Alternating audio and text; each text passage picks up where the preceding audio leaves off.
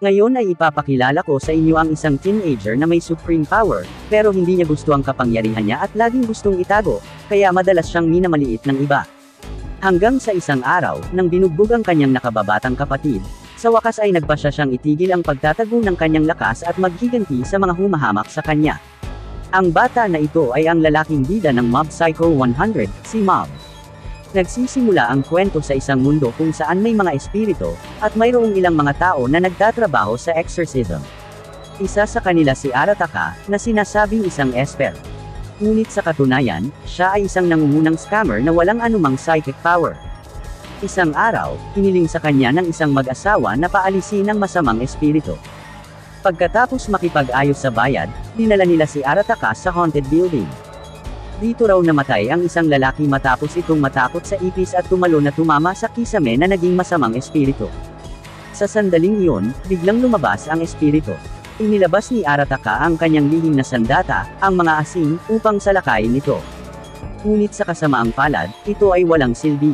Pagkatapos ay malayang kinuha ni Arataka ang kanyang telepono at tinawagan ang kanyang disciple, si Shigayo, na binansagang Mob. Dahil madalas siyang napapabayaan, ngunit siya ay isang tunay na esper na may malakas na kapangyarihan, inaalis ang espiritu sa pamamagitan lamang ng pagtaas sa kanyang kamay. Ganunpaman, mayroon pa rin siyang hindi kayang kumpletuhin bilang isang esper. Halimbawa, mahina siya sa math at sports. Ang pinakagusto niyang gawin ay ang pagmasdan ang paborito niyang babae, si Tsuboni. Isang araw pagkatapos ng klase, aalisin ni Arataka ang espiritu sa isang lagusan kasama si Mob. Ipinaalam sa kanya ni Mob na mayroong talagang malalakas na espiritu sa loob ng lagusan, ngunit hindi siya natatakot dahil kasama si Mob sa tabi niya. Habang inaalis ni Mob ang mga kalapit na espiritu, kumikilos si Arataka upang manguna, ngunit hindi sinasadyang nabangga niya ang isang malakas na espiritu. Ang mga suntok ni Arataka ay ganap na hindi epektibo para sa espiritu. Sa kabutihang palad, si Mob ay sapat na makapangyarihan upang talunin ang espiritu sa orihinal nitong anyo. Sa pagharap sa mas malalakas na espiritu, madali pa rin silang natalo ni Mob. Kahit na nagpapalayas ng mga espiritu sa lahat ng dako kasama ang kanyang master na si Arataka, si Mob ay talagang isang maliit na batang lalaki lang sa puso. Naalala niya ang pagpapakita ng kanyang psychic power kay Tsuboni noong nakipaglaro siya sa kanya sa murang edad. Ngunit habang lumalaki sila, nainip si Tsuboni sa performance ni Mob. Nagsisimula siyang mas magustuhan ang mga lalaki na marunong maglaro ng sports, kaya nagpasya si Mob na sumali sa Body Improvement Club, umaasa na maging isang matipunong lalaki at manalo sa puso ni Tsuboni. Ngunit si Mob ay napakahina sa pisikal na siya ay napapagod na pagkatapos tumakbo ng wala pang 200 metro. Sa sandaling ito, tuwang-tuwa ang presidente ng Telepathy Club nang mapansin niyang may psychic power si Mob, na humihiling kay Mob na sumali sa kanyang club. Sa simula, itinatag niya ang kakaibang club na ito dahil gusto niyang tuklasin ang mga misteryo ng universo at makipag-usap sa mga alien.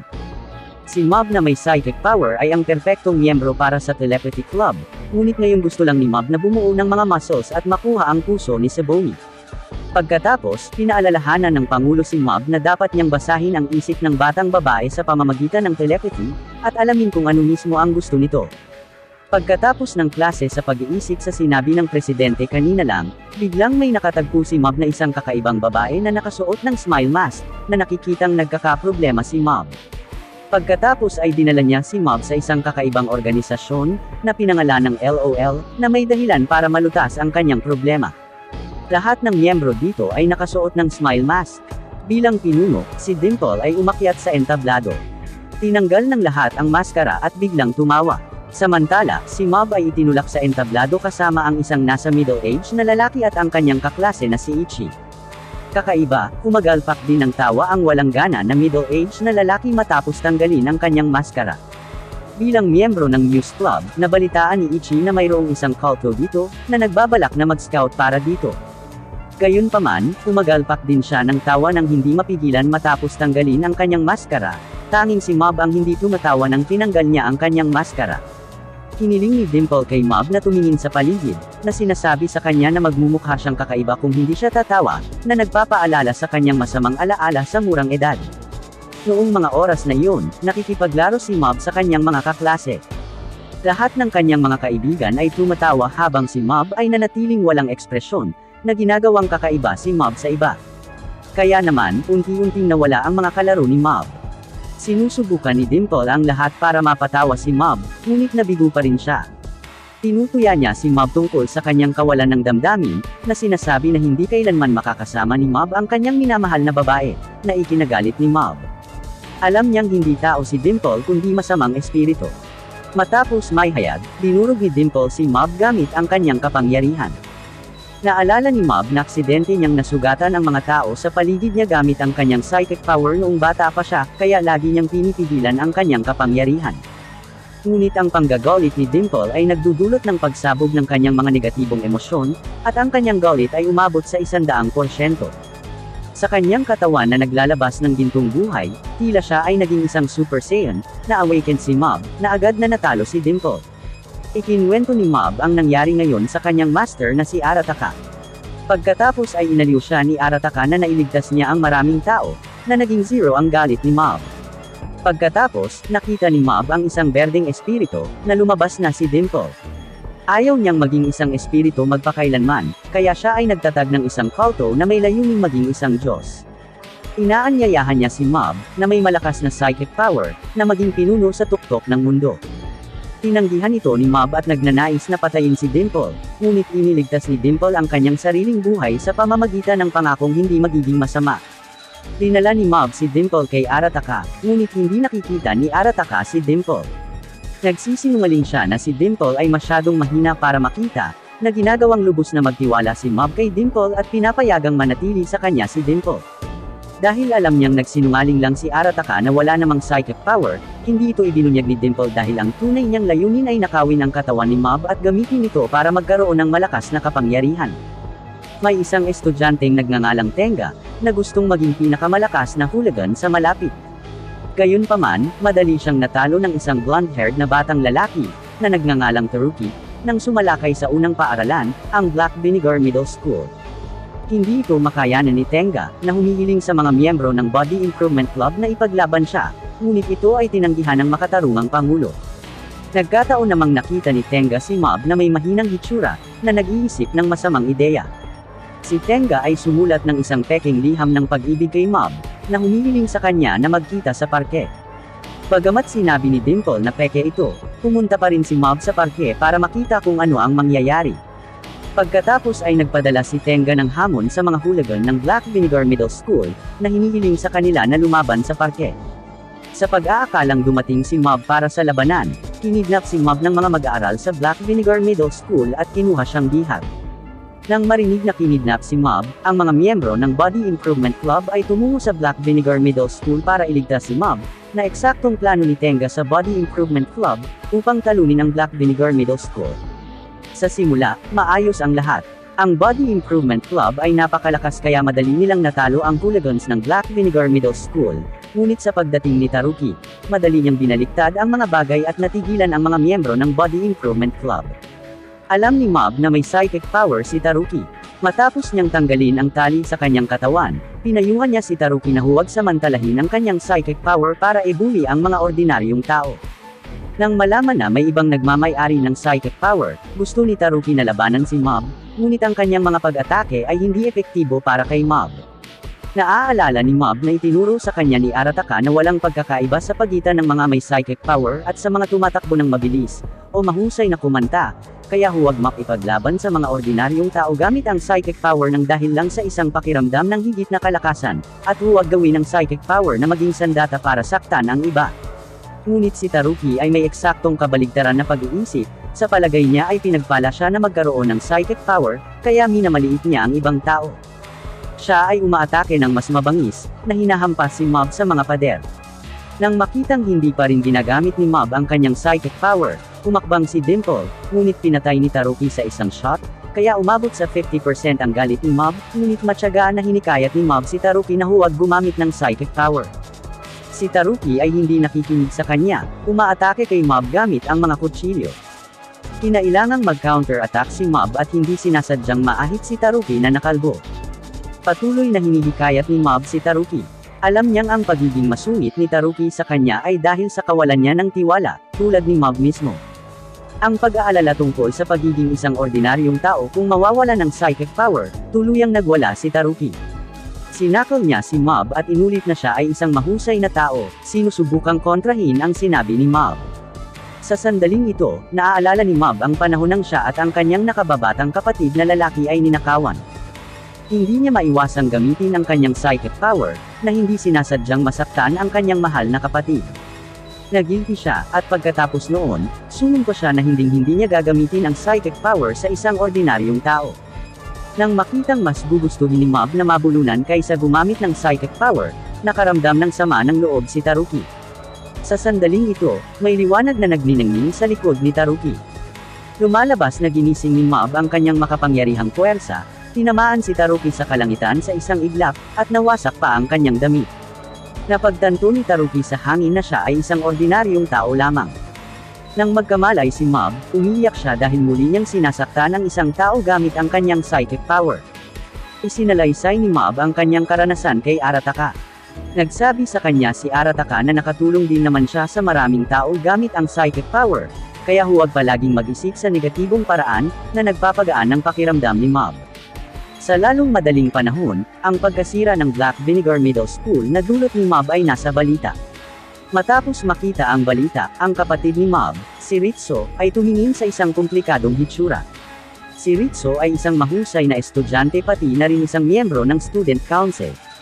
Naiinggit si Mob sa kanyang kapatid, ngunit naiinggit naman si Ritsu sa psychic power ng kanyang kapatid, na nangangarap na magising ang kanyang sariling psychic power balang araw. Pagkatapos ng klase, isang lalaking nagngangalang Kenji, na nagsasabing miyembro ng Awakening Lab, ang pumunta kay Ritsu. Napagkakamalan niyang si Mob si Ritsu, na nag-aanyaya sa kanya na palakasin ang kanyang psychic power sa lab. Sa layuning magkaroon ng psychic power, nagpa siya si Ritsu na tingnan ang lab, na puno ng iba't ibang instrumento at mga siyentipikong opisyal na nakasuot ng uniforme. Pati na rin ang iba pang 5 esper na naimbitahan ngunit may mahinang psychic power. Sinabi ni Kenji na siya ay mula sa isang mayamang pamilya, at ang target niya ay malaman ang sekreto ng psychic power, kaya para makakakuha din siya ng psychic power. Pagkatapos, pagdating ni Ritsu sa paaralan, hinihiling sa kanya ng presidente ng Student Council na tulungan siyang linisin ang mga hooligans ng paaralan sa pamamagitan ng pag-frame sa kanila para sa pagnanakaw ng mga gamit ng mga babae, na ginagawang hindi komportable si Ritsu. Sa gabi, pumupunta si Ritsu sa Awakening Lab. Hiniling ni Kenji sa kanya na ibaluktot ang kutsara gamit ang kanyang psychic power. Dahil wala talaga siyang psychic power, binato talaga ng galit ni Ritsu ang kutsara at umalis. Noon lang, napansin ni Kenji na nakabaluktot na ang kutsara. Pag-uwi niya, nakita ni Ritsu na muling nabuhay si Dimple. Nanghihina si Dimple matapos talunin ni Taruki, at hindi na siya makapasok sa bahay ngayon. Habang sinusundan ni Dimple si Ritsu, sinabi niya kay Ritsu kung nakikita ba siya ni Ritsu. Ibig sabihin ay nagising na ni Ritsu ang kanyang psychic power.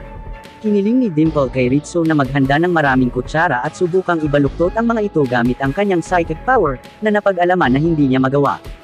Medyo nadismaya si Ritsu. Gayunpaman, hindi nagtagal ay napansin niyang nakabaluktot na ang lahat ng kutsara sa mesa. Sa wakas ay naniwala si Ritsu. Pagkatapos ay nagsinungaling si Dimple kay Ritsu na kung hahayaan niyang angkinan ni Dimple ang kanyang katawan, mas maigigising niya ang kanyang psychic power. Gayunpaman, napakalakas ni Ritsu kaya hindi makontrol ni Dimple ang katawan ni Ritsu.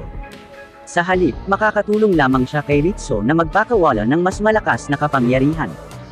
Dahil sa mga salita ni Dimple, napagtanto ni Ritsu na nagising niya ang kanyang psychic power sa pamamagitan ng paggawa ng masasamang bagay.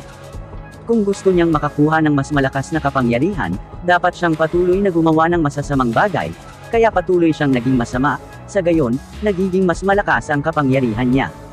Dahil maraming masamang ginawa ang Student Council, may mga estudyanteng dumarating para maghiganti kay Ritsu. Gayunpaman, lahat sila ay nabugbog ng psychic power ni Ritsu, na nakikita ni Taruki. Si Taruki ay ganap na nagbago mula nang siya ay talunin ni Mob. Tulad ni Mob, sinusubukan niyang kumbansihin si Ritsu na huwag saktan ang mga ordinaryong tao gamit ang psychic power. Si Ritsu ay hindi nakikinig dito ngunit nagbabalak makipaglaban kay Taruki. Madaling madaig siya ni Taruki. Bagamat hindi nagkasundo, mabilis na tumakas si Ritsu gaya ng iminumungkahi ni Dimple. Nang bumalik si Ritsu sa paaralan, ang mga hooligan mula sa ibang mga paaralan ay pumupunta sa paaralan ni Ritsu upang makipaglaban. Naka-white t-shirt pala si Mob nang talunin niya si Taruki sa Black Vinegar Middle School noong nakaraan. Nabalitaan noon na kung sino ang makatalo sa White T-Poison ay maaaring maging pinakamalakas sa paaralan. Bilang resulta, lahat sila ay natalo sa pamamagitan ng psychic power ni Ritsu. Pagkatapos nito, mas maraming hooligans ang dumarating para hamunin si Ritsu. Naniniwala sila na si Ritsu ay ang White T-Poison, at kung matalo nila si Ritsu, sila ang magiging pinakamalakas. Nagkataon na nakita ito ni Taruki, at nabalitaan na si Ritsu ay nagkukunwaring si Mob, na nagpasya na lutesin ang problema kay Mob. Nang dumating si Mob, natalo na ni Ritsu ang lahat ng hooligans.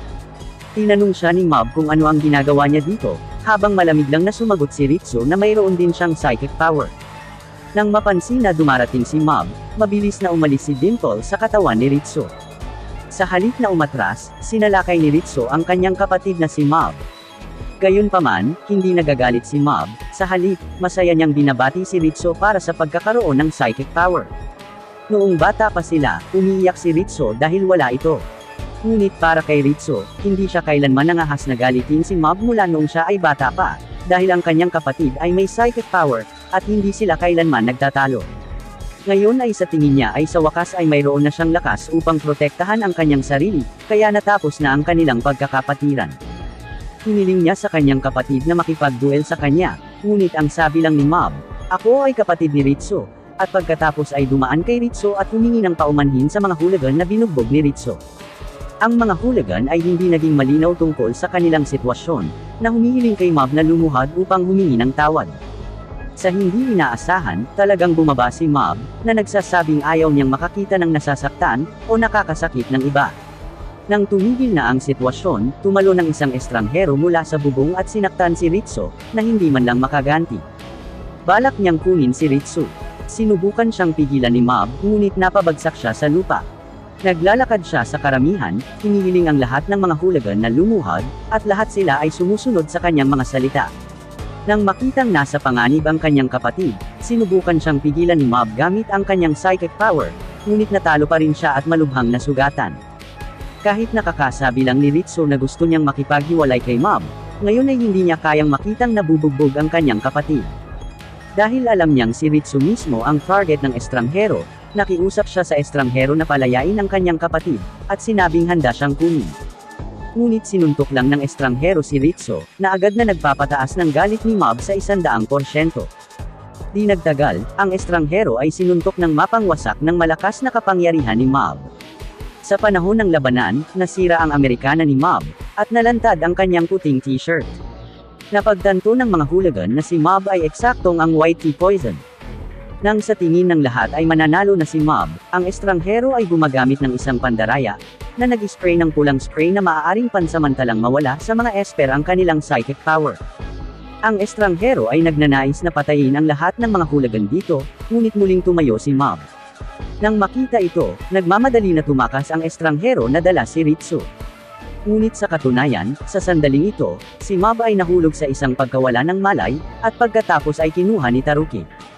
Nang magising si Mob, sinabi sa kanya ni Taruki na ang kumuha kay Ritsu ay mula sa isang organisasyong tinatawag na Claw, na dalubhasa sa paghahanap ng mga esper, at ang kanilang layunin ay pamunuan ang mundo.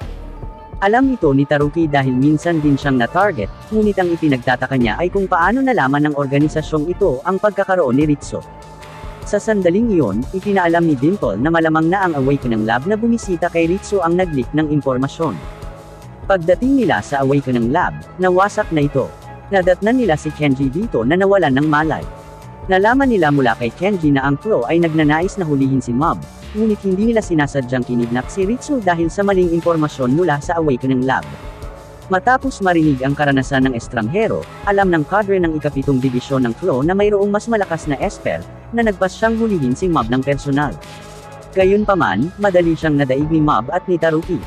Batay sa mga galos sa kanyang mukha, kinumpirma ni Taruki na ang lalaki ay isang mahalagang miyembro ng Claw, dahil ang mga peklat na ito ay naiwan pagkatapos ng isang nabigong hamon sa boss ng Claw. Pinipilit ni Mob ang kadre na dalhin sila sa base ng Claw. Nang nakahanap ng pagkakataon ng kadre na tumakas, agad siyang pinabagsak ni Mob. Pagkatapos, si Dimple ay sumanib sa isang security guard, at magkasama silang pumasok sa base. Nakasalubong ni Mob ang estranghero na nagdala kay Ritsu, at gusto pa rin niyang makipaglaban kay Mob. Sa kalaunan, natalo ni Mob ang estranghero sa isang atake lamang, dahil sabik siyang iligtas ang kanyang kapatid at ayaw niyang mag-aksaya ng oras. Sa sandaling ito, gumagana ang katalinuhan ni Ritsu, inilabas niya ang isang kutsara na nakatago sa kanya. At sa tulong ng iba pang mga esper na kinidnap dito, matagumpay niyang na-unlock ang kulungan. Gayunpaman, napansin ito ng tatlong miyembro ng Claw. Sa kritikal na sandali, pinalo sila ni Ritsu gamit ang kanyang psychic power. Sa kanyang daan upang makatakas mula sa base, nakatagpo ni Ritsu ang isang binatilyo na naka-green shirt na nagngangalang Show. Wala siyang galos sa kanyang mukha, at tila hindi isang cadre ng Claw, ngunit siya ay may mahusay na kapangyarihan sa pakikipaglaban. Nagpa siya si Ritsu na pigilan ang teenager na ito ng mag-isa. Nang makitang bumagsak ang kanyang kapatid, agad na nadagdagan ang galit ni Mob.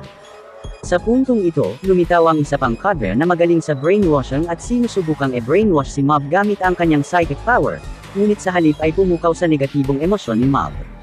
Ang psychic power ni Mob ay sumasabog ng hindi mapigilan at agad na natalo ang cadre, ngunit nakoma din si Mob at nahuli. Ang master ni Mob, si Arataka, nalaman na nawalan ng contact kay Mob kamakailan, kaya hinanap niya ang base ng Claw ayon sa GPS ng cellphone ni Mob. Bilang isang nangungunang sinungaling, hindi siya nataranta nang nakita niya ang mga mini-guard sa pasukan ng base, mahinahong sinasabi na siya ay pumunta upang hanapin ang kanyang sariling mga tauhan, na talagang si Mob. Ngunit ang mga tauhan ng Claw ay nag-akala kay Arataka bilang ang boss ng Claw at ginagalang siya ng lubos. Nang dinala nila si Arataka sa base, nakasalubong nila ang mga batang esper na tumakas kasama si Ritsu noon. Dahil napagkamalan nilang lahat si Arataka bilang boss, pinapanood lang nila ang mga bata na tumakas mula sa base pagkatapos imungkahi ni Arataka na walang gagawin sa mga bata. Sa sandaling ito, gumising si Mob. Nang humihingi ng tawad si Ritsu, niyakap ni Mob si Ritsu, at sinabing, "Natutuwa ako na maayos ka." Si Taruki, na nahuli rin, ay nagsabi sa magkapatid na sila ay nakulong sa isang silid kung saan hindi nila magagamit ang kanilang psychic power. Gayunpaman, sinabi ni Mob na hindi ito mahalaga, dahil ang kanyang kapatid na si Ritsu ay iba sa kanya. Alam lang niya kung paano gumamit ng psychic power, ngunit si Ritsu ay napakatalino at laging nakakalutas ng mga problema. Nang marinig ang sinabi ng kanyang kapatid, hindi mapigilan ni Ritsu ang pag-iyak. Ang mga gwardya ay nagdala kay Arataka kung saan naruroon si Mob. Nang si Mob ay tinatawag si Arataka na kanyang master, lahat ay nagulat. Hindi pa alam ni Arataka kung ano ang nangyayari hanggang sa ipaliwanag nila ito sa kanya, at pagkatapos ay nagpa siya si Arataka na samantalahin ang kanyang maling pagkakakilanlan upang kunin si Mob mula sa base. Ngunit sa kanilang paglalakbay, nakasalubong nila ang mga executive ng Claw. Sa sandaling iyon, nalalaman nila ang peking pagkakakilanlan ni Arataka. Nang tumakas si Arataka kasama ang iba, hinaharangan ng superior ng Claw ang kanilang daan gamit ang psychic power, sinusubukang durugan sila sa pamamagitan ng pagtaas ng pressure sa hangin. Sa kabutihang palad, pinalayas ni Arataka ang superior at iniligtas si Mob. Sinusubukan ni Arataka na hikayatin silang huminto, ngunit sa kasamaang palad, ang kanyang salita na panlilinlang ay hindi gumagana sa mga na-brainwashed na kaaway na ito, at direkta silang nagsimulang makipaglaban. Nang makitang nasugatan si Ritsu at ang kanyang mga kasama ay unti-unting nahuhulog, ang galit ni Mob ay tumitindi. Nang hindi niya makontrol ang kanyang kapangyarihan at malapit ng magpakawala ng isang pagsabog na may 100% galit, pinigilan siya ni Arataka sa pamamagitan ng paghampas sa kanyang mukha. Alam niyang kung ayaw lumaban ni Mob, lalo lang siyang maghihirap, bakit hindi na lang tumakas. Biglang nag-flash sa isipan ni Mob ang isang alaala. Noong bata pa, nagkataon na nakita ni Mob ang sign ng opisina ng exorcism ni Arataka, at inosenteng inisip ni Mob na si Arataka ay isa ding esper na katulad niya. Palaging parang weirdo si Mob dahil hindi niya makontrol ang kanyang psychic power, kaya humingi siya ng payo kay Arataka kung ano ang gagawin. Nagsinungaling si Arataka na nagkaroon din siya ng parehong problema noong siya ay bata pa, ngunit kalaunan ay napag-isip-isip niya na ang mga taong may psychic power ay katulad ng mga nag-e-excel sa pag-aaral ng sports, at ito ay isa lamang sa kanilang mga katangian at kailangang harapin ng tama. Natuwa si Arataka matapos ipakita ni Mob ang kanyang psychic power, na sinasabing tuturuan niya si Mob kung paano gamitin ng tama ang kanyang psychic power. Dito nagtatapos ang alaala. Nang magkamalay na si Mob, inatake ng executive si Arataka mula sa likuran. Ngunit sa sandaling iyon, hindi inaasahang tumayo si Arataka. Lumalabas na inilipat ni Mob ang kanyang psychic power kay Arataka. Bagamat sinabi ni Arataka kay Mob na tumakas kung ayaw niyang lumaban, ayaw ni Mob na iwasan lamang ang kahirapan. Ang pinakamahusay na paraan upang malutas ito ngayon ay ang ibigay ang kanyang kapangyarihan kay Arataka at hayaan siyang lumaban. Ang mga executive ng Claw ay natalo lahat ni Arataka. Si Arataka ay nagsimulang muli sa kanyang mga aralin. Sa kanyang opinyon, pareho ang mga esper at ordinaryong tao. Ang pinakaayaw niya ay ang mga esper na nakikipaglaban sa mga ordinaryong tao na ginagamit ang psychic power. Kung inaangkin ng mga executive na sila ang mga chosen, bakit hindi man lang nila siya matalo, na nagsasabing immortal siya, na lubos na ikinagulat ng mga executive, at nagsimula silang magmuni-muni sa kanilang ginawa. Tanging ang punong executive, na natalo ngayon, ay nagpatuloy sa pagsasabi na siya ay karapat-dapat na tretuhin dahil siya ay nagtataglay ng psychic power, at siya ay nagnanais na magsimula ng isa pang laban. Sa kritikal na sandali, lumilitaw si Sho at pinapatay ang pinuno ng dibisyon sa isang galaw, na nagpapahayag na ang ikapitong dibisyon ng Claw ay nabuwag na. Lumalabas na si Sho ay anak ng boss ng Claw, at pumupunta siya upang tingnan kung maaari niyang sanayin ang ilang may kakayahang tao. Sa kanyang opinyon, walang kapaki-pakinabang, ngunit mukhang interesado si Sho kay Ritsu. Matapos ang laban na ito, bumalik sila sa kanilang mapayapang buhay. Humingi ng paumanhin si Ritsu sa mga hooligan na sinet up niya noon. Nireporma ni Nataruki at Kenji ang Awakening Lab, na nilayo nilang gamitin para labanan ang nakatagong grupo ng Claw. Patuloy na dinadala ni Arataka si Mob upang paalisin ang mga espiritu sa buong mundo, ngunit ang hindi nila alam ay tahimik na bumalik sa Japan ang boss ng Claw. Malapit nang sumiklab ang isang bagong krisis. Nang nagpapalayas ng mga espiritu, nakilala ni Mob ang mga multo ng isang pamilya ng tatlo na namatay sa isang aksidente. Gusto lang nilang manatili sa kanilang nawasak na tahanan sa kapayapaan sa ilang sandali na walang intensyong saktan ang mga tao, kaya unti-unting nauunawaan ni Mob na hindi lahat ng multo sa mundo ay masama. Mayroon ding mga uri ng multo na hindi nananakit ng tao, kaya hindi niya basta-basta mapapaalis ang mga ito. Bagamat ang karamihan sa mga gawain ng pagpapaalis ng mga espiritu ay hindi mahirap para kay Mob, may mga pagbubukod. Nang sinunod niya ang kanyang master na si Arataka upang paalisin ang mga espiritu sa isang mayamang pamilya, nakilala niya ang pinakamalakas na masamang espiritu na kilala sa kasaysayan, si Keiji, na dati ring isang esper na tumutulong sa mga tao na paalisin ang mga espiritu. Ngunit dahil ang kanyang ina ay may malubhang karamdaman, kailangan niyang gumawa ng ilang mga misyon ng pagpatay upang kumita ng pera. Gayunpaman, iniwan pa rin siya ng kanyang ina. Simula noon, puno na siya ng galit sa mundo. Siya ay nanghuli ng masasamang espiritu sa lahat ng dako at siniksik ang kanilang kapangyarihan upang maging isang makapangyarihang masamang espiritu na mangibabaw sa buong mundo pagkatapos ng kamatayan. Ngayon, sinaniban ni Keiji ang anak na babae ng mayaman. Hiniling na ng mayaman ang lahat ng mga esper sa lungsod noon, ngunit walang makalutas sa bagay na yun. Sa huli, nagpa siya si Mob na maging isang espiritu at pumasok sa loob ng batang babae upang makipaglaban kay Keiji. Nakikita ni Keiji ang lakas ni Mob, na nagbabalak na kunin siya bilang kanyang tauhan. Pinakawalan niya ang kanyang malakas na psychic power, na nagdulot kay Mob ng masasamang bangungot na ilusyon. Sa ilusyong ito, walang psychic power si Mob, at lahat ng tao ay pag-alit sa kanya. Tinitiis lang ni Mob ang pambubuli dahil sa kanyang kahinaan. Nagtataka siya kung bakit masama ang pakikitungo sa kanya ng mga taong iyon gayong hindi naman niya ginugulo. Kasalanan ba niya ang kahinaan niya sa mundong ito? Sa ilalim ng mental attack ni Keiji, unti-unting nawawala sa sarili si Mob. Malapit na siyang sumabog sa mga negatibong emosyon, at labanan ng mga ordinaryong tao. Sa kritikal na sandali, si Dimple ay dumating sa ilusyon sa panganib ng kanyang buhay, na sa wakas ay gumising sa alaala ni Mob, kung saan kahit na hindi niya gamitin ang kanyang psychic power, ang mga tao sa paligid niya ay pala kaibigan sa kanya. Sa wakas ay napagtanto ni Mob ang katotohanan na may mabuti at masama sa puso ng tao. Sa halip na makita lamang ang masamang panig, ang mundo ay kung ano ang higit na nakasalalay sa kung paano harapin ang dalawang sitwasyon. Nang natauhan si Mob, isang mahusay na laban ang sumiklab sa pagitan ni Mob at Keiji. Sa pagkakataong ito sa halip na gamitin ang kanyang mga negatibong emosyon, pinapagana niya ang kanyang positibong emosyon sa 100%, at tinatalo si Keiji sa kanyang makatarungang kapangyarihan. Sa wakas, ang espiritu ni Keiji ay inilagay sa isang bote ni Matsuo, isa sa mga dating cadre ng ikapitong dibisyon. Nagising ang mga cadre matapos wasaki ni Arataka ang ikapitong dibisyon ng Claw. Nang lumalaki si Mob, nakilala ni Arataka ang kanyang tagumpay. Nang pinalayas ang espiritu ng anak na babae ng mayaman, nasaktan niya ang Doya ng exorcism. Isa pa, habang sumisikat siya, na-frame up siya.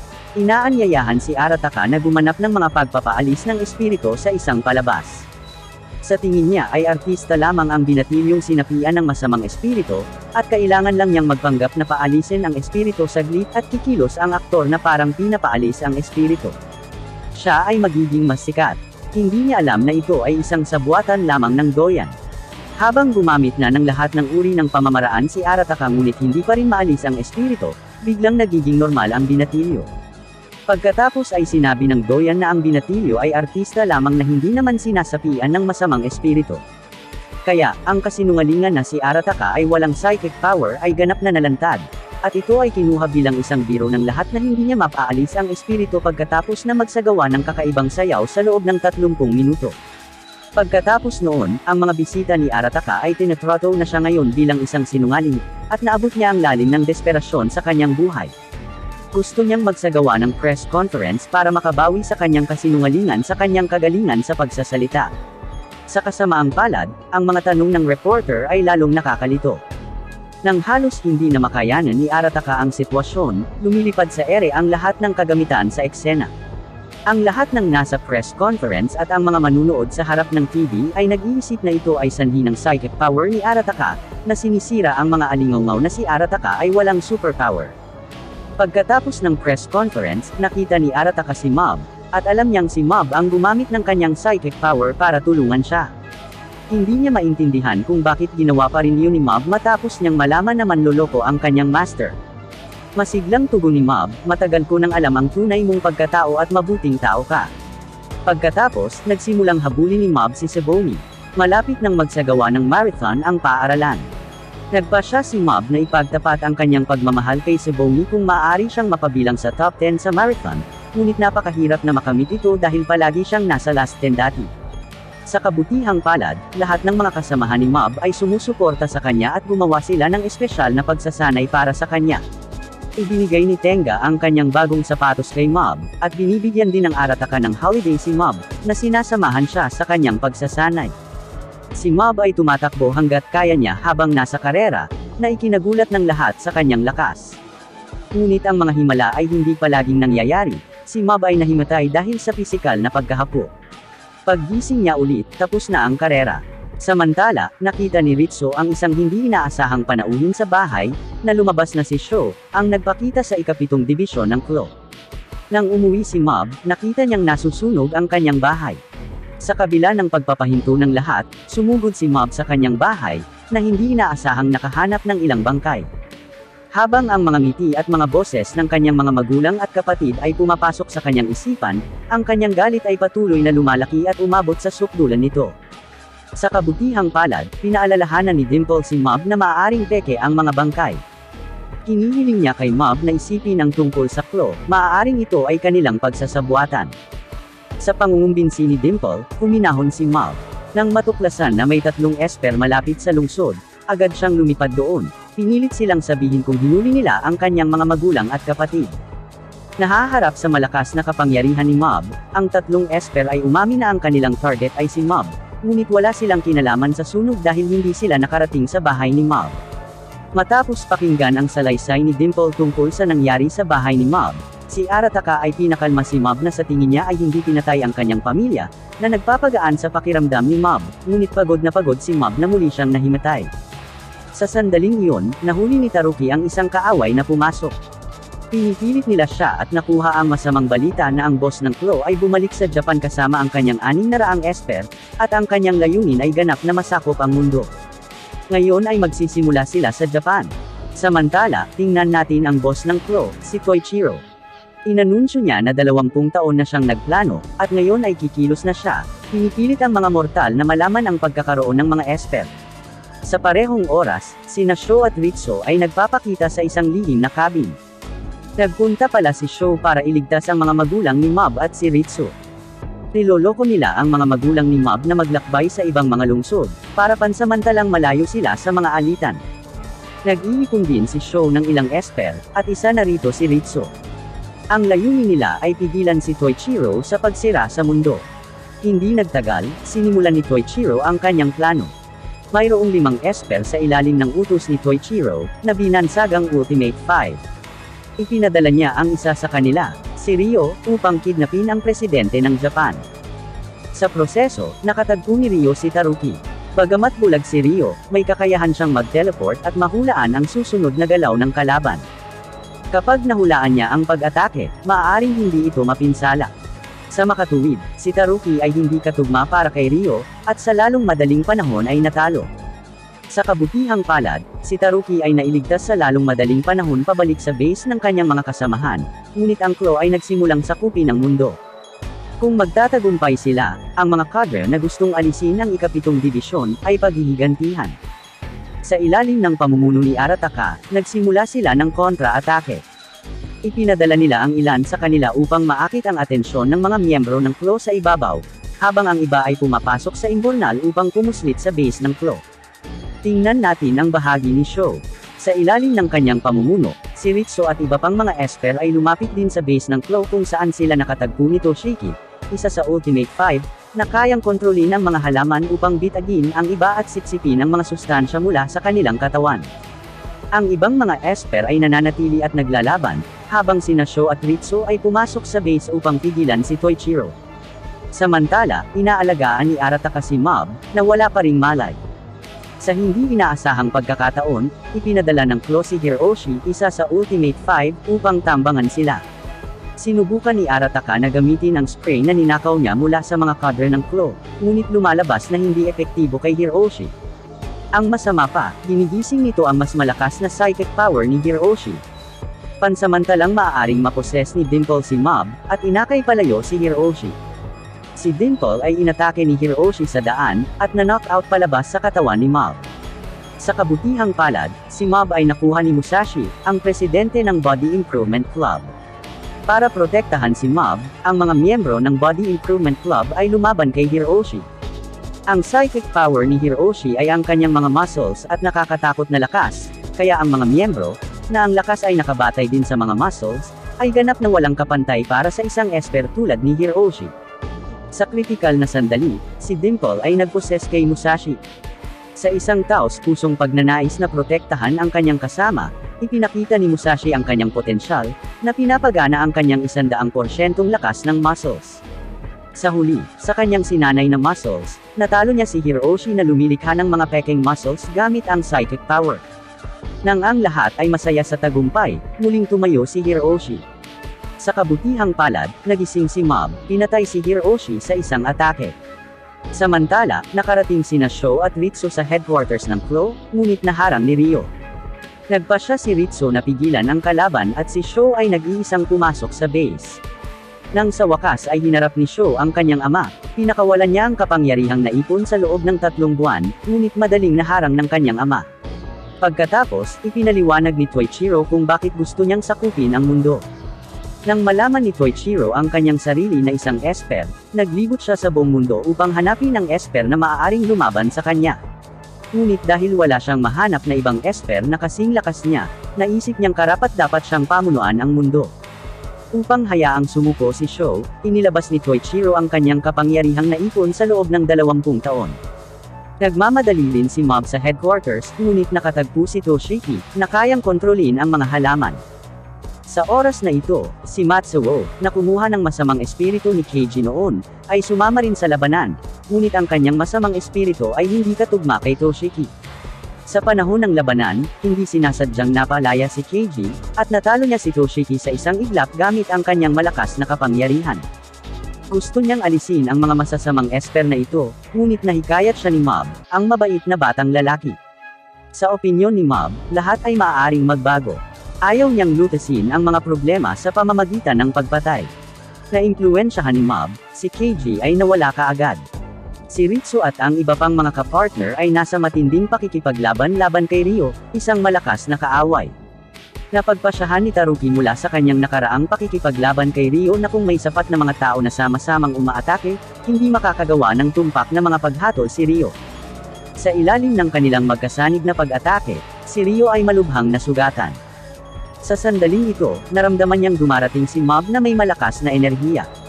Medyo natakot, sinamantala ni Arataka ang pagkakataon na talunin siya ng husto. Kahit na walang nararamdamang psychic power si Ryo mula kay Arataka, agad siyang sumuko dahil napagkamalan niyang si Arataka ay isang hidden master. Samantala, si Mob ay nagnanais na labanan si Sho at Koichiro ng mag-isa.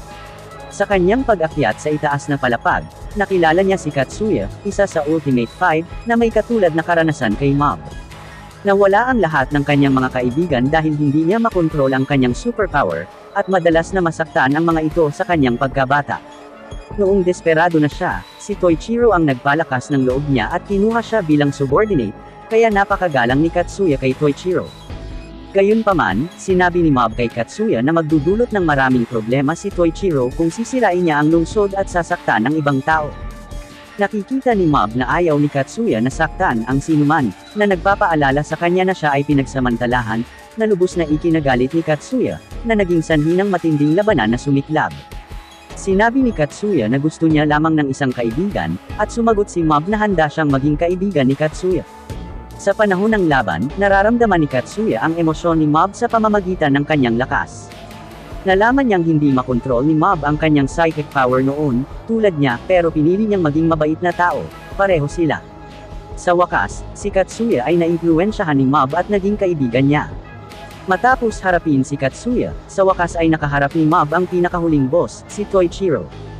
Inilipat ni Mob ang kanyang psychic power kay Sho, na nagpapagaling sa kanyang mga sugat. Nang makita ito, labis na nabigla si Koichiro na si Mob ay may katulad na psychic power sa kanya.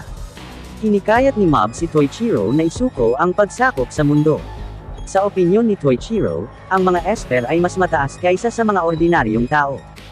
Ngunit para kay Mob, ang mga Esper ay mga tao lamang na may mga espesyalidad, at wala sa kanila ang perpekto. Ang mundo ay maaaring umiral lamang kapag ang mga tao ay nagpupuno sa isa't isa. Galit na galit si Koichiro sa pangangaral ng isang bata. Nang sinubukan ni Mob na patuloy na manghimok, nagsimula si Koichiro ng isang mabangis na pag-atake. Noon lang, biglang sumulpot si Arataka para tambangan si Koichiro.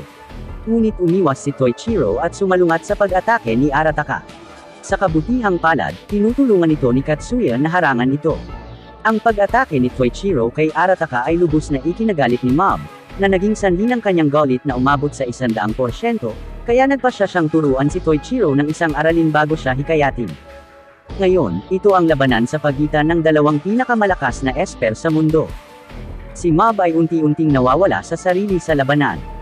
Habang siya ay malapit ng mawala ng kontrol, ang kanyang kapatid, si Ritsu ay sumisigaw na nagpapaalala sa kanya ng mga kahihinatnan na dulot ng kanyang pagkawala ng kontrol. Hindi nagtagal ay huminahon siya, at sinubukang hikayatin muli si Koichiro. Sa kanyang opinyon, si Koichiro ay isang malungkot na tao tulad niya, at ayaw din niyang masaktan si Koichiro. Ngunit ngayon ay ganap na baliw si Koichiro, patuloy na umaatake kay Mob. Sa sandaling iyon, ang potensyal ni Mob sa wakas ay nagiging inspirasyon. Pinilit niya ang katawan ni Koichiro gamit ang kanyang psychic power. Habang pinapagana ni Koichiro ang 100% ng kanyang kapangyarihan, siya ay nagiging isang kakaibang maskuladong lalaki, unti-unting nawawala ng kontrol at siya ay sasabog na sa ilang segundo. Nang makita ito, mabilis na ipinaalam ni Mob sa kanyang mga kasama na umalis na sa lugar na ito, ngunit bumalik siya kay Koichiro. Gustong patayin ni Koichiro ang kanyang sarili, ang pinagmumulan ng enerhiya, upang ihinto ang malaking pagsabog, ngunit nagpasya si Mob na pigilan si Koichiro gamit ang kanyang sariling kapangyarihan.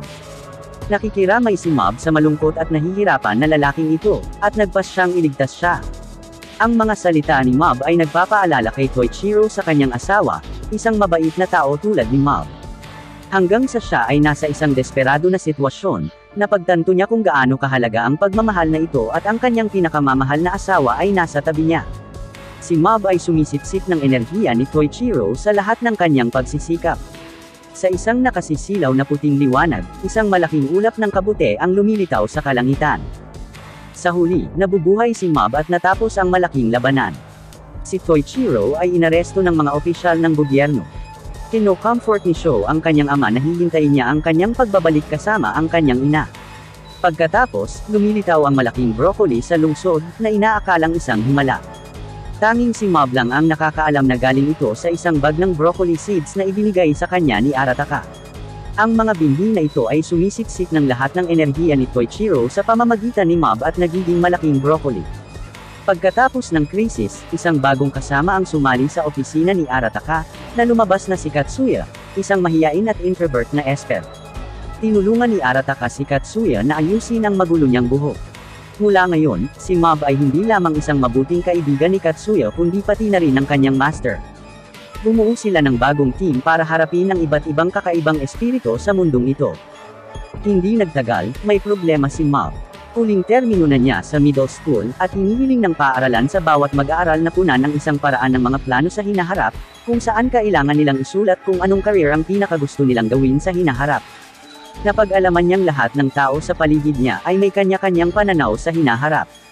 Ang ilan ay gustong pumunta sa kanilang pinapangarap na universidad, at ang ilan ay gustong pumunta sa isang kumpanya ng laro. Kahit na ang pinakamasamang estudyante ay alam niyang magtatrabaho siya para sa iba sa hinaharap. Si Mob lamang ang hindi pa naiisip kung ano ang gagawin niya sa hinaharap.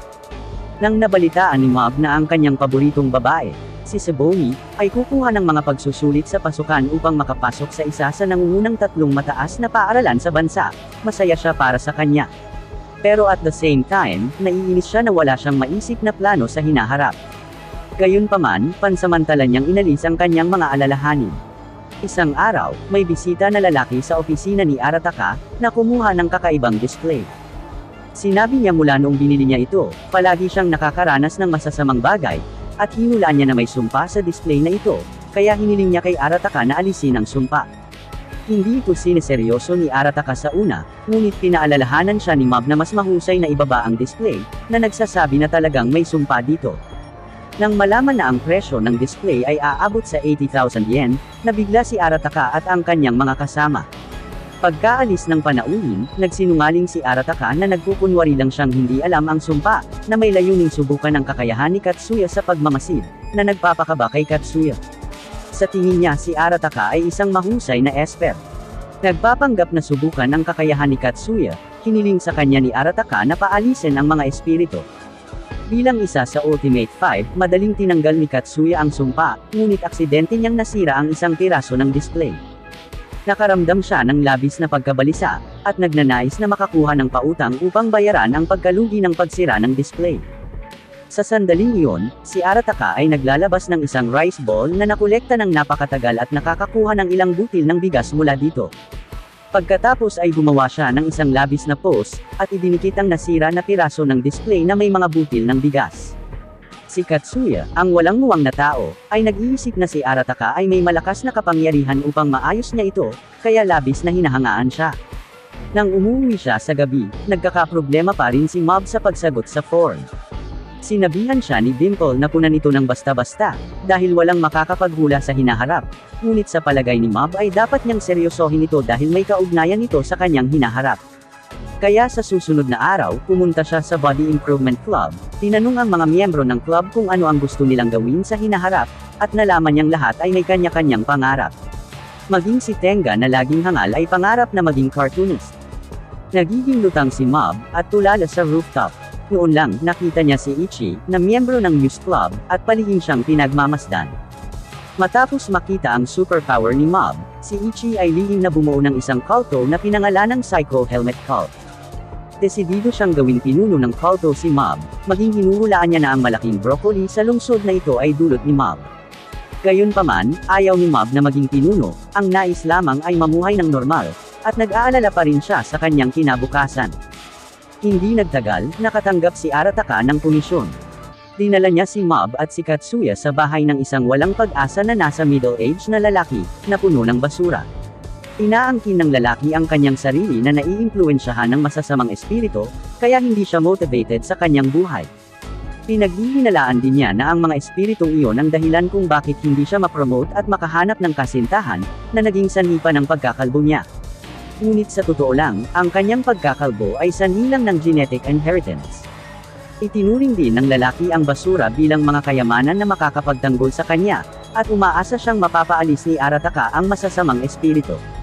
Si Katsuya at Mob ay mahusay na nakikinig sa kanya sa tabi, habang si Arataka ay hindi makayanan ang baho at mga ipis. Pagkatapos ay umalis siya ng may dahilan, hinihiling sina Katsuya at Mob na pansamantalang pagsilbihan ang lalaki.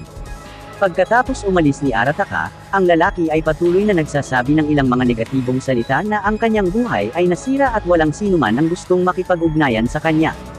Isa pa, wala siyang kaibigan at walang kahusayan, kaya walang pag-asa ang buhay niya. Gayunpaman, nakaranas din si Katsuya ng ganitong suliranin noon, at nagiging negatibo rin si Mob, dahil hindi pa rin niya alam kung ano ang gagawin sa hinaharap. Parehong hindi nila namamalayan na sa mga negatibong salita ng lalaki ay may isang napakakilabot na masamang espiritu sa ibabaw nila, na paulit-ulit na sinasabi, ang buhay mo ay wala ng pag-asa, kaya bakit ka nagsisipag, matulog ka na lang at iwan mo muna ang lahat hanggang bukas. Ang mga salitang ito ay parang mga incantation, dahilan para mahulog sa ilusyon ang mga kalapit na residente. Pagkatapos ay hindi mapigil ang humiga sa sahig at nagsimulang matulog. Samantala, bumibili si Arataka ng ilang kagamitan sa paglilinis sa malapit na tindahan, na balak munang linisin ang maruming bahay ng lalaki. Paglabas niya, nakikita niya ang malaking masamang espiritu sa langit, at patuloy na naririnig ang mga hypnotic incantation nito.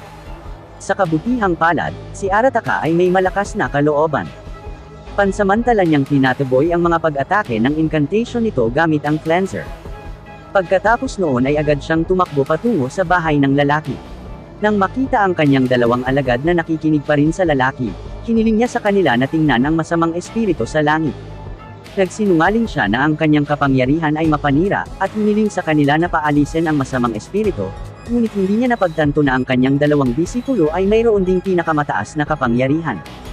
Nang magkasama silang kumilos, ang mga basura sa bahay ng lalaki, maging ang bubong, ay natatanggal sa nakakasilaw na liwanag. Ang masamang espiritu ay ganap na pinalayas, at ang pagkabulok ng lalaki ay napawi din. Nang maglaon, labis na naawa si Arataka sa pagkasira ng bahay ng lalaki.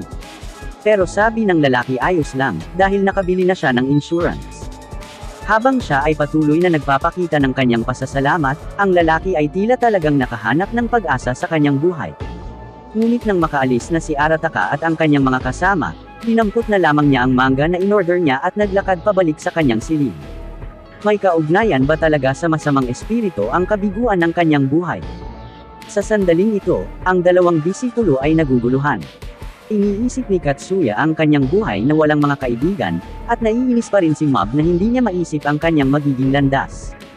Pinaalalahanan ni Arataka si Katsuya na huwag maimpluwensyahan ng panauhin, at ang kanyang buhay ay hindi pa kalahati, kaya't mayroon pa siyang oras upang magtagumpay. Bagamat naguguluhan din si Arataka, hinihikayat pa rin niya si Katsuya, na sinasabing makakatagpo siya ng iba't ibang bisita sa opisina at marami siyang matututunan pagkatapos.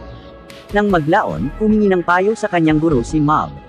Hinihikayat siya ng guro na maaari niyang isipin ng tungkol dito pagkatapos niyang pumasok sa high school, dahil nasa ganoong edad din siya nang magkaroon siya ng ideya na maglakbay ng mag-isa. Sa panghihikayat ng guro, isinumite ni Mob ang kanyang form, ngunit ang kolong tungkol sa kung ano ang gusto niyang gawin sa hinaharap ay naiwan pa ring blanko. Pinuntahan ni Mob si Arataka, na ipinagtapat na kahit na masaya siya sa opisina, hindi niya maipapangako na mananatili dito magpakailanman sa hinaharap. Bumuntong hininga si Arataka, at alam niyang nababalisa si Mob tungkol sa form. Sinabi niya kay Mob na ang opisinang ito ay isa ring bigla ang udyok niya. Kung hindi niya nakilala si Mob, sumuko na siya. Kaya't ang gusto niyang gawin ay hindi kailangang maging katulad ng trabaho niya, mamuhay lang ayon sa gusto niya. Malaki ang inspirasyon ni Mob at yumuko kay Arataka, na nagsasabi ng pasasalamat sa kanya. Malapit na ang school cultural fair. Sa araw na iyon, magkakaroon ng iba't ibang aktibidad at stall na itatayo ng mga mag-aaral. Si Mob ay inayos kasama ang tatlong estudyante upang gumawa ng mga costume para sa haunted house. Ang tatlong mag-aaral ay hindi gustong kumuha ng abala, sa pag-iisip na maghahanap lang sila ng puting kumot, ngunit iniisip ni Mob na ito ay masyadong perfunctory at dapat niyang seryosohin ito. Samantala, sa opisina ni Arataka, sinabi ni Katsuya kay Arataka na dahil matagal na siyang lumayo sa lipunan, nag-enroll siya sa isang night school upang maghanda muli para sa kanyang compulsory education. Sa sandaling ito, may dumating na kakaibang panauhin, na nagsasabing isa siyang yokai hunter. Sinusubaybayan niya ang amoy ng yokai sa lungsod mula sa ibang lungsod. Ngayon ay nangangaso siya ng isang organisasyong yokai, na ang layunin ay muling mabuhay ang dakilang haring yokai, at hindi niya ito mapapayagan. Iniisip ni Arataka na nakatagpo siya ng isang hangal at balak siyang itaboy. Sa hindi inaasahan, ang yokai hunter ay naglalabas ng 1,000,000 yen bilang bayad sa konsultasyon. Nang marinig ito, agad na binago ni Arataka ang kanyang ugali, at sinasabayan ang sinabi ng yokai hunter, na nagsasabing dapat niyang i-wipe out ang yokai organization para sa mga tao kahit na siya ay mamatay. Sa sandaling iyon, umalis ng paaralan si Mob at pumunta sa opisina. Agad na kinuha ni Arataka si Mob at Katsuya upang sundan ng yokai hunter upang hanapin ang organisasyon ng yokai. Sa hindi inaasahang pagkakataon, nakahanap nga ang yokai hunter ng isang gusali kung saan nagtatago ang organisasyon ng yokai. Sa kanilang daan, sobrang kinakabahan ang yokai hunter. Kahit na isang yokai hunter siya, nakipaglaban pa lang siya sa mahinang yokai ng one-on-one dati. Ngunit sa pagkakataong ito, nararamdaman niyang maraming makapangyarihang yokai sa gusali na ito. Gayunpaman, mukhang relaxed si Arataka at ang kanyang dalawang alagad. Pinag-iisipan pa ni Mob kung paano ayusin ang haunted house at gawin ang mga costume. Sa sandaling iyon, isang berdeng yokai ang umatake sa yokai hunter. Pagkatapos ay inilabas ng yokai hunter ang kanyang walang katumbas na espada ng pagpapatalsik ng yokai, ngunit nasira ito pagkatapos nitong atakihin ang yokai ng isang beses. Nang naisip ng yokai hunter na mamamatay sila ngayon, direktang pinutol ito ni Katsuya sa kalahati gamit ang isang card. Pagkatapos noon, sinalakay sila ng maraming yokai mula sa lahat ng panig. Sinabi ni Arataka na pahihinay niya ang mga yokai ng mga asin at pagkatapos ay iiwan sila kina Katsuya at Mob. Pagkasabi nito ay nagsimula na siyang magtilamsik ng asin. Pinalayas ni Mob ang yokai sa kanyang kakayahan. Kasabay nito, iniisip niya na maaaring magandang performance ang paggamit ng purified salt sa cultural fair. Madaling inalis din ni Katsuya ang isang grupo ng yokai. Ang mga ngaso ng yokai ay nalilito sa isang tabi, nagtataka kung bakit napakalakas nila. Matapos harapin ang mga yokai na ito, nagpakita ang 4 na general ng organisasyon ng yokai, na nagpabalisa sa yokai hunter. Hindi niya inaasahan na nabuhay na muli ang dakilang yokai king, ngunit hindi nababalisa sina Katsuya at Mob, na madaling natalo ang 4 na general at ang alamat. Ang sabi ng dakilang yokai king, hindi na masama, mga tao, ngunit imposibleng matalo mo ang dakilang yokai king. Pagkatapos nito, ang katawan nito ay nagiging higit sa 10 beses na mas malaki kaysa dati. Ngunit sa lalong madaling panahon, madali itong natalo ni Mob at Katsuya. Ang yokai hunter ay ganap na nasakop ng dalawang nasa harap niya, kaagad na nag-imbita sa kanila na maging yokai hunters, at sinabi na sila ay makakakuha ng mahusay na bayad. Bago pa pumayag si Arataka na mahilig sa pera, sinabi ni Katsuya na kailangan niyang pumasok sa paaralan sa gabi, at sinabi ni Mob na abala siya sa pakikitungo sa cultural fair ng paaralan, direktang tumatanggi. Mabilis na sinabi ni Arataka na ang mga masters na tulad nila ay hindi matutukso ng pera, ngunit hindi siya naiintindihan ng yokai hunter. Sa pag-aakalang ito ay isang kahihiyan para sa kanila na magbayad sa kanila ng bayad sa pagkonsulta, kaya nagpasya siyang huwag bayaran ito at makikipag-ayos sa kanya bilang isang kaibigan sa hinaharap. Upang mapanatili ang kanyang reputasyon sa harap ng kanyang dalawang alagad, napilitan lang tanggapin ni Arataka. Sa sandaling iyon, nalaman ni Arataka na kakaiba ang hitsura ng dakilang yokai king, at maaari siyang makaakit ng higit pang mga bisita sa pamamagitan ng pag-post ng larawan nito sa kanyang website. Gayunpaman, hindi ito nakikita sa kanyang telepono. Nang makita ang ulo ng dakilang yokai king, may magandang ideya si Mob. Hindi nagtagal, batay sa hitsura ng dakilang yokai king, si Mob ay gumuhit ng disenyo para sa mga costume ng mag-isa. Ang 3 estudyante na nakipagtambalan sa kanya ay ayaw pa rin sumali kay Mob noong una, ngunit sa pagpupursige ni Mob, tinatapos pa rin nila ang paggawa ng mga costume ng magkasama. Sa cultural fair ng paaralan pagkatapos, ang haunted house na ginawa ng klase ni Mob ay nanalo sa papuri ng lahat, na nagbibigay sa mga mag-aaral na kasangkot ng isang pakiramdam ng tagumpay, at si Mob ay tumatanggap ng taos-pusong papuri mula sa 3 estudyante. Sa sandaling ito, makikita natin si Ritsu na nakasuot ng damit na pangkasambahay. Isang maid cafe pala ang pinapatakbo ng klase niya, ang cute. Pagkatapos ng pagdiriwang ng paaralan, isa pang kaganapan ang mangyayari. Ang napakalaking broccoli na tumubo sa gitna ng lungsod, ay itinuturing ng mga tao ng Psycho Helmet Cult na ang Divine Tree ay ginawa ng kanilang pinuno ng sektor. Sa banal na punong ito, ang bilang ng mga taong sumasali sa kulto ng Psycho Helmet ay tumataas, at kung mas malakas ang kapangyarihan ng pananampalataya ng mga tao, mas malakas ang kapangyarihan ng Divine Tree.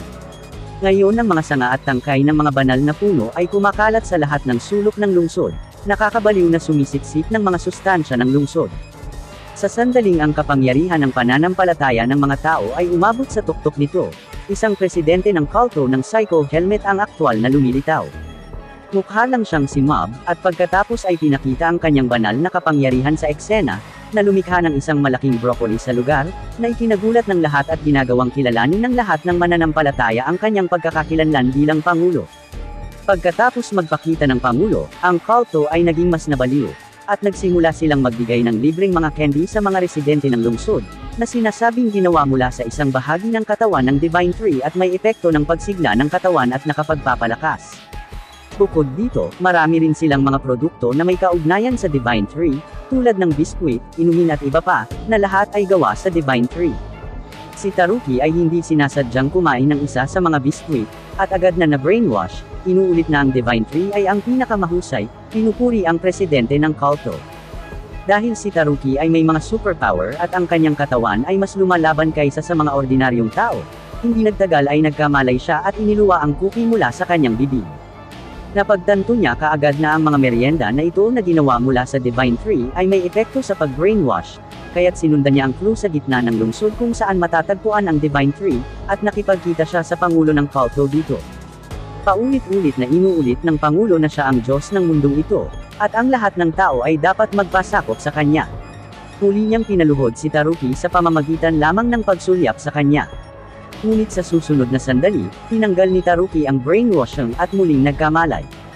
Sa sandaling ito, nahulaan na ni Taruki na ang Pangulo ay ang katawan ng banal na puno, na nagnanais na gamitin ang pag-brainwash upang kontrolin ang mga residente ng buong lungsod, at hinding-hindi niya hahayaang mangyari ito. Isang malaking labanan ang sumiklab sa pagitan nilang dalawa. Ngunit ang Pangulo, na may kapangyarihan ng pananampalataya ng lahat ng tao sa lungsod na ito, ay superior pa rin sa lakas, at si Taruki ay ganap na natalo. Kasabay nito, si Master Arataka ni Mob ay pinuntahan si Mob. Natuklasan din ni Arataka ang kakaiba ng Divine Tree na ito, at alam niya na ang Divine Tree na ito ay naiwan pagkatapos ng labanan sa pagitan ni Mob at Toichiro. Ang presidente ng kulto ng Psycho Helmet ay peke, at ngayon ang ugat ng Divine Tree ay kumalat sa buong lungsod at nagdulot ng maraming pinsala, na lubhang nakaapekto sa kanyang negosyo, kaya hiniling niya kay Mob na sirain ang Divine Tree. Pagkatapos nilang gumawa ng plano, pinatulong ni Mob ang kanyang nakababatang kapatid na si Ritsu. Hindi nila alam na na-brainwash ng kulto ang mga naninirahan sa lungsod sa iba't ibang paraan, at nang malapit na nilang sirain ang Divine Tree, isang aksidente ang nangyari.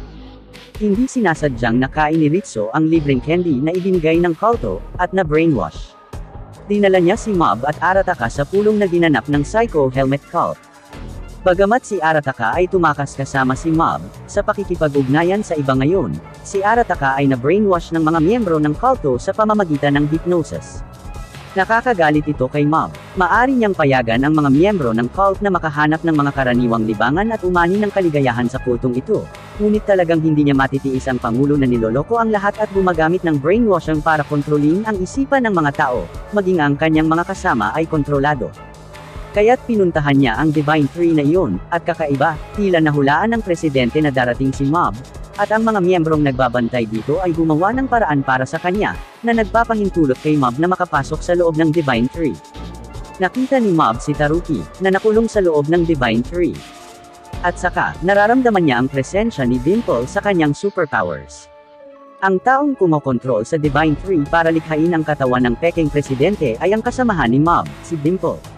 Noon pa man ay pinangarap ni Dimple na maging Diyos ng buong mundo. Ginamit niya ang kapangyarihan ng Divine Tree para gawin ang katawan ng Pangulo, at pagkatapos niyang kontrolin ang mga residente sa pamamagitan ng pagmamanipula ng kanilang mga isipan, ang kapangyarihan ng pananampalataya na ibinigay ng mga residente ay muling magpapalakas sa kanyang kapangyarihan.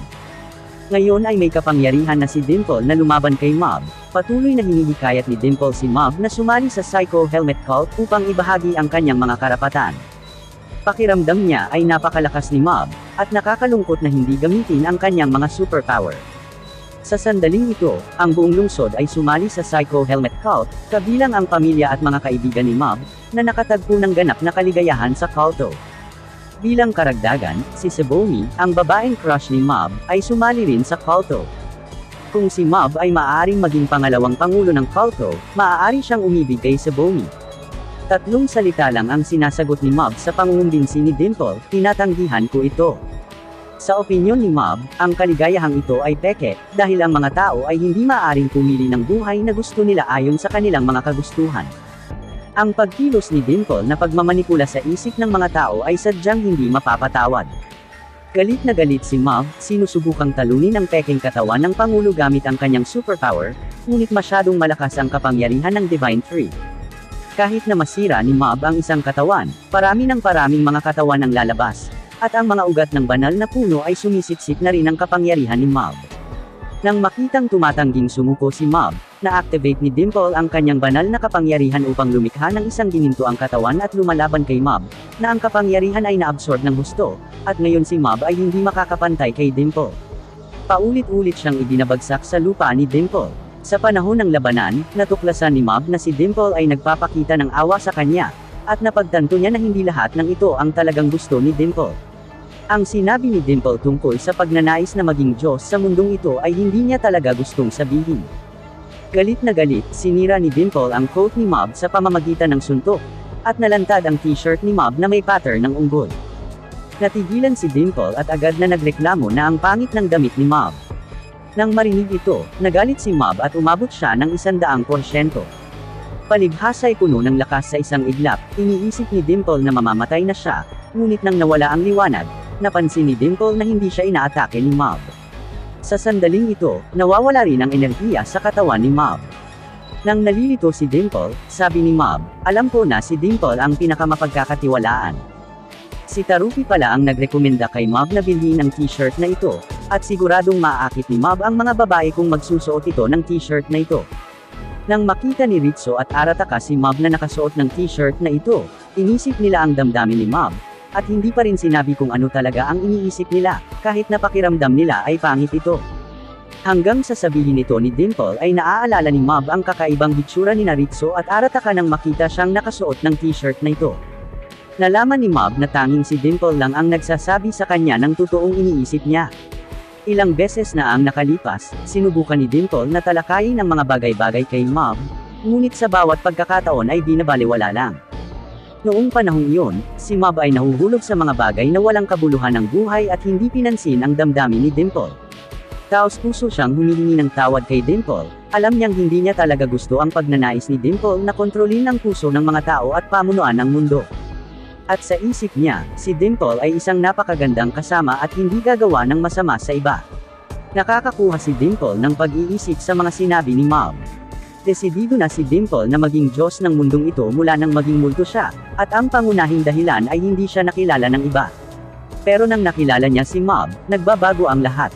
Bagamat si Dimple ay palaging nasa anyong multo, hindi siya dinidiscriminate ni Mob at tinuturing pa rin siya bilang kanyang kasama.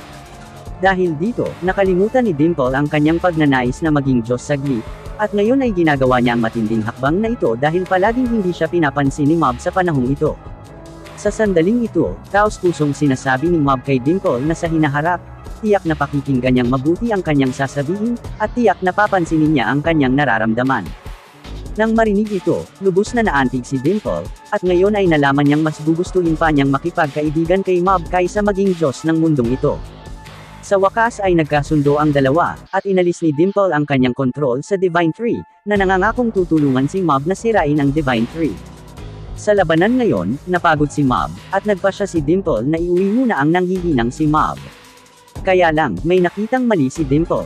Lumalabas na noong kinokontrol ni Dimple ang puno upang sumitsip ng kapangyarihan ng pananampalataya, ang puno ay namulat sa sarili. Gusto ng Divine Tree na manatili si Mob, para maabsorb nito ang enerhiya sa kanyang katawan. Para protektahan si Mob, si Dimple ay lumalaban sa Divine Tree. Ginagamit ni Dimple ang lahat ng kanyang lakas para sa wakas ay halos matalo ang Divine Tree. Pagkatapos ng labanan, si Mob ay na-brainwash ni Dimple gamit ang kaunting lakas sa pag-iisip na iniwan niya upang hayaan siyang kalimutan ang mga alaala ng panahong ito at maglakad pa uwi. Sa wakas, umalis si Dimple sa lungsod na kasama ang malaking Divine Tree. Habang nawawala ang Divine Tree, bumalik sa normal ang mga naninirahan sa lungsod, ngunit nakakalimutan din nila ang memorya ng pagiging brainwashed sa panahong ito. Gabi na, lumuluha na nakahiga sa kama si Mob, at bagamat hindi niya naaalala ang nangyari, paulit-ulit niyang inuulit, Dimple, salamat sa'yo. Ilang buwan na mula nang umalis si Dimple, miss na ni Mob si Dimple, pero wala siyang magawa. Isang bagay na nakaka-distract sa kanya ay si Sebomi, ang babaeng palagi niyang crush, ay lilipat ng bahay at lilipat sa ibang paaralan sa susunod na linggo. Nagpanik si Mob, plano niyang umamin kay Sebomi bago matapos ang termino, ngunit ngayon ay tila huli na. Dapat siyang umamin kay Sebomi bago siya lumipat ng bahay. Natakot si Mob na siya ay tanggihan ni Sebomi, at tinanong niya ang kanyang mga kaibigan kung paano magtapat sa mga babae, ngunit wala silang karanasan sa pag-ibig. Hindi sila nagbibigay ng magandang payo maliban sa pagsasabi na susuportahan nila si Mob. Sa kabutihang palad, ibinahagi ni Master Arataka kay Mob ang kanyang opinyon pagkatapos marinig ang tungkol sa nangyari kay Mob, at alam na alam ni Arataka na ang mga panlilinlang na iyon ng pag-ibig ay hindi angkop para sa matapat na batang si Mob. Sinabi niya kay Mob na tandaan na hindi siya dapat maglaro, at kung gusto niyang magkaroon ng relasyon kay Sebomi, dapat niyang mapabilib ito sa kanyang pinakatapat na damdamin. Hanggat sinasabi ni Mob ang nasa isip niya, sapat na yon. Dahil sa hinimok ni Arataka at ng maraming kaibigan, sa wakas ay nakakuha ng lakas ng loob si Mob na tawagan si Sebomi at pumayag silang magkita kinabukasan sa parke, kung saan sila ni Sebomi ay naglalaro noon bilang mga bata. Nakikita ko si Mob na sobrang kinakabahan nang tinawagan niya si Sebomi, pakiramdam ko ay bumalik ako sa kabataan ng mga araw ng paaralan, kung saan ang pag-ibig ay simple at maganda. Kinakabahan, si Mob ay naghahatid ng bagong araw. Pumunta siya sa park na may dalang maingat na inihanda na bouquet para salubungin si Sebomi. Sa sandaling iyon, isang aksidente ang mangyayari. Nang naghihintay si Mob sa ilaw ng trapiko, nakita niya ang isang bata na muntik nang mabundol ng kotse. Sinisikap niyang itulak ang bata palayo, habang siya mismo ay nabangga ng kotse at nawala ng malay. Tila nagising nito ang demonyo sa puso ni Mob, na may nakakatakot na enerhiya sa paligid ng kanyang katawan, at siya ay nagbabago sa ibang anyo.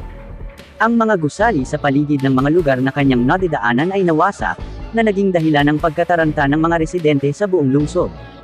Naramdaman ni Taruki ang malakas na enerhiyang ito at agad na pumunta sa pinanggalingan ng enerhiya, ngunit nakita lamang na ang kamalayan ni Mob ay tila nasa kaguluhan. Kahit anong tawag niya sa kanya, hindi sumasagot si Mob. Kahit na inaatake siya ng mga superpower, napagtanto ni Taruki kung gaano kalubha ang problema.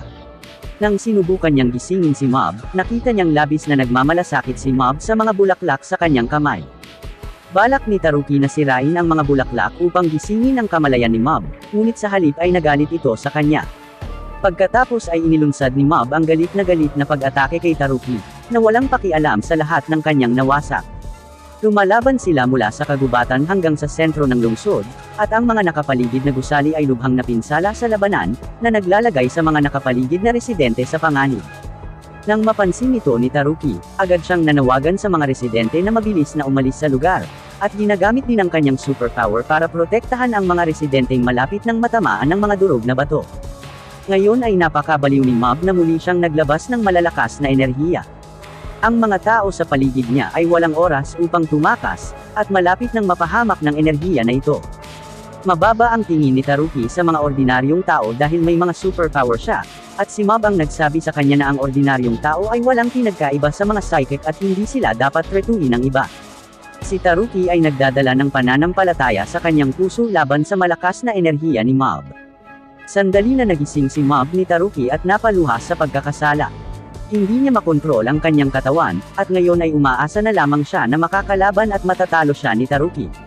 Ang susunod na sandali, naglabas si Taruki ng may napakalakas na enerhiya. Ngunit sa halip na salakayin si Mob, ginagamit niya ang kapangyarihang ito upang protektahan ang mga residenteng nakabaon sa mga guho at ang energy shield. Alam ni Taruki na ang nangyayari dito ay tiyak na hindi ang gustong makita ni Mob, at ayaw niyang makonsensya si Mob kapag nagkamalay siya tungkol sa kanyang naidulot. Maya-maya, bumagsak si Taruki sa lupa dahil sa pagod. Patuloy na gumagalaw si Mob, at ang kanyang destinasyon ay ang parke na napagkasundoan nila ni Sebomi. Dahil sa pinsalang dulot ni Mob, ang mga residente ng lungsod ay inilagay sa mga silungan ng lokal na pamahalaan. Sa sandaling ito, isang eroplano ang dumating sa ibabaw ng lungsod. Alam ng matataas na opisyal ng gobyerno na ang pinsala ay dulot ng isang makapangyarihang psychic, kaya pinadala nila ang mga psychic convicts sa bilangguan. Kung matagumpay nilang mapahinto si Mob, ang mga nahatulan ay hindi na parurusahan. Ang psychic convict na ipinadala ng gobyerno sa pagkakataong ito ay si Toichiro, na natalo ni Mob sa pagtatapos ng nakaraang season. Sinisikap ni Toichiro ang kanyang makakaya na pigilan si Mob, ngunit si Mob na nagtanggal ng selyo ay napakalakas kaya hindi siya mapipigilan ni Toichiro kahit paano siya umatake. Mas lalo niyang hinahangaan si Mob dahil laging pinipigilan ni Mob ang kanyang sarili sa pag-atake sa mga ordinaryong tao kahit na siya ay may napakalakas na kapangyarihan. Balak ni Toichiro na gamitin ang kanyang katawan para sumitsip ng kapangyarihan ni Mob, ngunit sa kritikal na sandali, ang kanyang anak na si Sho ay lumilitaw na pigilan siya. Ang hindi masusukat na enerhiya sa katawan ni Mob ay magiging sanhi ng buhay ni Toichiro kung siya ay sisipsip ng mga enerhiya na ito sa kanyang sariling katawan. Iniisip ni Toichiro ang kanyang sarili at ang kanyang asawa at mga anak, at naimpluwensyahan ni Mob, nalaman niya ng gusto ang kahalagahan ng pamilya. Sa huli ay sumuko siya at umalis dito kasama si Sho. Maya-maya, lumitaw si Ritsu, na panandaliang pumipigil kay Mob na sumulong. Noong bata pa sila, si Ritsu ay binubuli ng iba. At si Mob, para mailigtas si Ritsu, ay ginamit niya ang kanyang superpower, ngunit hindi niya nakontrol ng mabuti ang lakas ng kanyang superpower, at sa wakas, nasugatan niya rin si Ritsu. Simula noon, palaging sinisisi ni Mob ang kanyang sarili kaya't sinelyohan niya ang kanyang mga superpower at nangakong hindi kailanman gagamitin ang mga ito sa mga ordinaryong tao. Si Ritsu ay orihinal na nagkaroon ng parehong takot at paninibugho sa kanyang kapatid, at hindi niya alam na ang kanyang kapatid ay nahihirapan hanggang sa nagkaroon din siya ng superpower, kaya gagamitin niya ang kanyang kapangyarihan para ibalik si Mob. Ang pagmamahal ni Ritsu para sa kanyang kapatid ay gumising kay Ritsu sa 100% ng kanyang potensyal. Ngunit sa sandaling ito, ang katawan ni Mob ay kontrolado na ng kanyang isa pang personalidad, na labis na hindi nasisiyahan kay Mob, dahil pinipigilan ni Mob ang kanyang sarili na may malakas na kapangyarihan, at ipinangako niyang talunin ang lahat ng pumipigil sa kanya. Nang malapit nang maglunsad si Mob ng isang marahas na pag-atake kay Ritsu, ang kanyang orihinal na kamalayan ay panandaliang nagising, at sa wakas ay hindi na naulit ang trahedya. Lumilikha siya ng isang bagyo gamit ang kanyang superpower at dinadala si Ritsu sa isang ligtas na lugar. Sa huli, nabigo si Ritsu na pigilan si Mob, na patuloy na gumagalaw sa direksyon ng parke. Sa sandaling ito, lumilitaw ang pinakamahalagang tagapagturo sa buhay ni Mob, si Arataka. Si Arataka ay isang ordinaryong tao lamang at wala siyang superpower. Bagaman nasugatan, sinusubukan niyang sumulong sa ilalim ng mga bagyo at enerhiya na inilalabas ni Mob. At ang tanging layunin niya ay sabihin ang kanyang tunay na mga iniisip kay Mob. Ngunit imposible lamang para sa mga ordinaryong tao na harapin ang gayong makapangyarihang psychic, at tuluyan pa rin siyang bumagsak sa lupa. Nang dumating si Mob sa gate ng parke, isang aksidente ang nangyari. Si Arataka ay hindi inaasahang nagpakita dito, at pinipigilan si Mob na sumulong gamit ang kanyang sariling katawan. Hindi nagtagal, nabawi ni Dimple ang kanyang kapangyarihan at nagmamadaling bumalik. Naposes niya ang katawan ni Arataka at binigyan siya ng malakas na kapangyarihan, kaya naman nakakarating siya dito at pigilan si Mob. Isinisigaw ni Arataka ang kanyang tunay na iniisip na wala siyang mga superpower, na nagpapatahimik kaagad kay Mob. Inamin ni Arataka na siya ay nanlilinlang at gumagamit kay Mob, at humingi siya ng paumanhin kay Mob na umiyak. Sinabi niya kay Mob na ang bawat isa ay may dalawang panig, ngunit anuman ang mabuting panig o masamang panig, sila ang tunay na sarili, at kung minsan ay kinasusuklaman din niya ang kanyang nakatagong panig. Gayunpaman, tiyak na dahil sa nakatagong panig na ito ay nagkakilala silang dalawa. Hindi kailangang itago ni Mob ang kanyang sarili, at maging totoo lang siya sa hinaharap. Dahil sa sinabi ni Arataka, maraming bagay ang naiisip ni Mob. Dati, hindi niya sinasadyang masaktan ang kanyang pamilya dahil sa kanyang mga superpower, kaya palagi niyang itinatago ang panig na ito, at ang pressure ay tumataas sa paglipas ng panahon, na kalaunan ay humantong sa trahedya ngayon. Sa sandaling ito, nagpasya si Mob na tanggapin ang lahat ng kanyang sarili. Siya at ang kanyang madilim na personalidad ay dumating sa isang pagkakasundo, at ang dalawang personalidad ay nagkakamay sa mundo ng kamalayan. Sa wakas, nakumpleto nila ang kombinasyon. Matapos kumalma si Mob, dahan-dahan siyang naglakad patungo sa parke, habang hinihintay pa rin siya ni Sabomi. Pagkaraan ng ilang sandali, bumalik si Mob, at tinanggihan siya ni Sabomi. Hindi niya mapigil ang umiyak, at kino-comfort siya ni Arataka, na sinasabi na ganito talaga ang pag-ibig, at ang pag-ibig ay hindi gagana sa lahat ng oras. Naghihintay si Sabomi kay Mob sa park na napakahusay na. Maya-maya, umalis ang dalawa dito sa paglubog ng araw, at makipagsanib puwersa sila sa mas maraming psychics para maibalik ang lungsod. Pagkalipas ng ilang buwan, naibalik ang lungsod at bumalik sa normal na buhay si Mob. Sa araw na ito, nagtitipon si Mob at ang kanyang mga kaibigan sa opisina ni Arataka, at mula sa biro na ginawa ng senior ni Mob sa kanya, nalaman natin na bagaman tinanggihan ni Sebomi ang pag-amin ni Mob, madalas siyang nakikipag-usap kay Mob kamakailan, at tila magkakaroon ng isang hinaharap para kina Mob at Sebomi na magkasama. Hindi nagtagal, parami ang pumupunta rito. Sa kaarawan ni Arataka, nagtitipon sila upang ipagdiwang ito, at ang kwento ay nagtatapos sa isang masayang vibe. Ang anime na ito ay nagtuturo sa atin ng maraming panuntunan sa buhay. Matapos malaman ni Mob na mayroon siyang mga superpower, inuuna pa rin niya ang kanyang pamilya at mga kaibigan, at palaging iginigiit na huwag gumamit ng superpower sa mga ordinaryong tao. Na-impluwensyahan ni Mob, ang mga psychic sa paligid niya ay dahan-daang nagsimulang sundin ito at hindi na makapinsala sa mga ordinaryong tao gamit ang mga superpower. Sa wakas ay nagkaroon na ng maraming kaibigan si Mob sa kanyang katapatan, katapangan, at kabaitan. Sa tingin ko ito ang tunay na superhero. Kung nasiyahan ka sa aking recap, mangyaring i-like ang video na ito, at huwag kalimutan na mag-subscribe sa aking channel. Dadalan kita ng mas kawili-wiling recaps ng anime. See you sa susunod kong video.